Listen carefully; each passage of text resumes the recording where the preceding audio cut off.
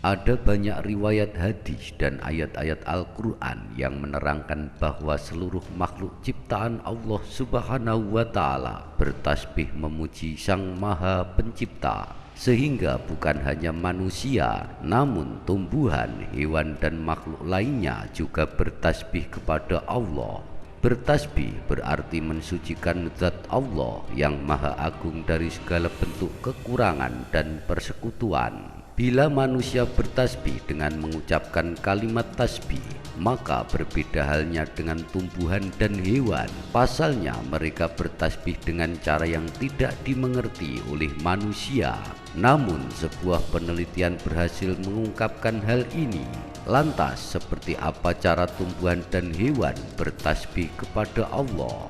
Dalam surat Al-Isra ayat 44 telah disebutkan bahwa Allah Subhanahu wa Ta'ala berfirman, "Langit yang tujuh, bumi dan semua yang ada di dalamnya bertasbih kepada Allah, dan tidak ada sesuatu pun melainkan bertasbih dengan memujinya. Tetapi kamu tidak mengerti tasbih mereka. Sungguh Dia Maha Penyantun, Maha Pengampun." Di dalam surat ini dijelaskan bahwa segala sesuatu yang ada di langit dan di bumi bertasbih kepada Allah Subhanahu wa Ta'ala. Akan tetapi umat manusia tidak mengerti cara bertasbih mereka. Namun sebuah penelitian ilmiah berhasil mengungkapkan hal ini, seperti yang diberitakan oleh majalah sains terkenal, yaitu Journal of Plant Molecular Biology, yang menyebutkan bahwa sekelompok ilmuwan yang melakukan penelitian mendapatkan suara halus yang keluar dari sebagian tumbuhan yang tidak bisa didengar oleh telinga manusia. Suara ini juga berhasil disimpan dan direkam dengan alat perekam tercanggih yang pernah ada.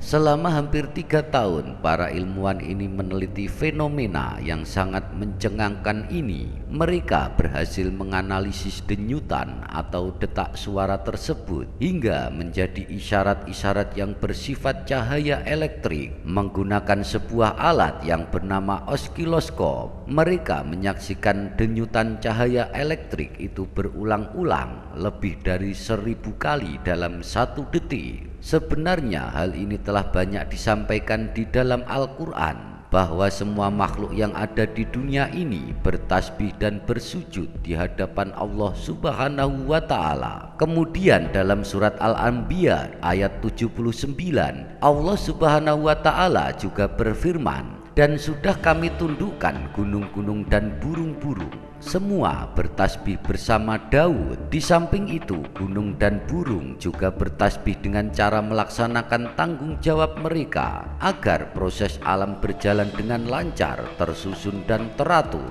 Demikian pula dengan alam yang bertasbih dengan terus mematuhi aturan yang ditetapkan oleh Allah. Selain itu, hewan yang sering kita anggap tidak berguna sekalipun, seperti semut dan kata, juga bertasbih kepada Allah. Sebagaimana Rasulullah Shallallahu Alaihi Wasallam bersabda, suara kata itu bertasbih memuji nama Allah. Lalu Ibnu Umar juga menyatakan bahwa janganlah kamu membunuh kata, karena bunyi menguaknya adalah tasbih. Selanjutnya riwayat dari Anas bin Malik disebutkan bahwa janganlah kamu membunuh kata, karena ia pernah melintas di atas api Ibrahim serta membawa air di dalam mulutnya dan menyemburkan ke atas api. Kemudian Rasulullah SAW bersabda, pernah seekor semut menggigit seorang nabi di antara nabi-nabiullah. Lalu nabi tersebut menyuruh membakar sarang semut itu, maka dibakarlah. Kemudian Allah Subhanahu wa Ta'ala berfirman kepadanya, apakah karena seekor semut yang menggigitmu, lalu engkau musnahkan satu umat semut dari umat-umat yang selalu membaca tasbih? Dalam riwayat lainnya juga disebutkan bahwa kalian menganggap tanda-tanda kebesaran Allah sebagai azab atau siksa, sedangkan kami para sahabat pada masa Rasulullah menganggapnya sebagai berkah. Sungguh dahulu kami memakan makanan bersama Nabi, dan kami mendengar makanan tersebut bertasbih ketika kami makan. Sehingga dari ringkasan ini kita bisa pahami bahwa semua makhluk ciptaan Allah bertasbih kepadanya dengan berbagai macam cara, salah satunya dengan mematuhi aturan yang telah ditetapkan oleh Allah Subhanahu wa Ta'ala. Lantas, masihkah kita sebagai seorang hamba yang diciptakan lebih sempurna dibandingkan makhluk lainnya melalaikan diri dari taat dari bertasbih kepadanya? Subhanallah walhamdulillah wala ilaha illallah wallahu akbar. Semoga kisah ini dapat menambah pelajaran bagi kita dan meningkatkan iman kita kepada Allah Subhanahu wa Ta'ala. Amin ya rabbal alamin. Wassalamualaikum warahmatullahi wabarakatuh.